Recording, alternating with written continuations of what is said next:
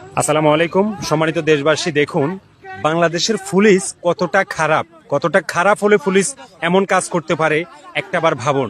দেখুন ভিডিওতে যে একটা গাড়ি আপনারা দেখতে পাচ্ছেন, এই গাড়ির ড্রাইভার চলন্ত অবস্থায় তার একটি চাকা পাংচার হয়ে যায় আর সে রাস্তার পাশে দাঁড়িয়ে তার চাকাটি মেরামত করার চেষ্টা করে, কিন্তু পরক্ষণে দেখা যায় হাইওয়েতে ডিউটিরত যে হাইওয়ে পুলিশ রয়েছে তারা গাড়িগুলোকে সিগন্যাল দিয়ে দিয়ে ধরছে এবং তাদের থেকে চাঁদা নিচ্ছে।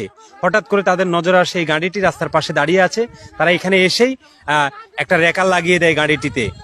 ড্রাইভারকে জিজ্ঞেস করা হয় এখানে কেন পার্কিং করেছে। মূলত গাড়িটির চাকা পাংচার হয়ে যাওয়াতে ড্রাইভার চাকা ঠিক করছিল আর তারা এসে ড্রাইভারের কাছ থেকে চাঁদা চাচ্ছে যে তাদেরকে চাঁদা দেওয়া হলে তারা রেকারটি নিয়ে যাবে।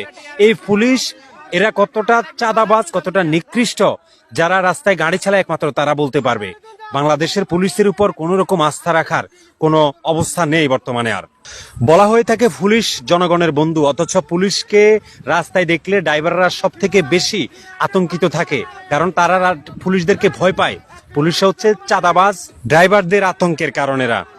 অহেতুক অকারণেই এই বাংলাদেশ পুলিশের যারা হাইওয়েতে ডিউটিতে থাকে এরা ড্রাইভারদের কাছ থেকে চাঁদা নেয় এবং ড্রাইভারদেরকে বিভিন্ন কারণে হয়রানি করে থাকে।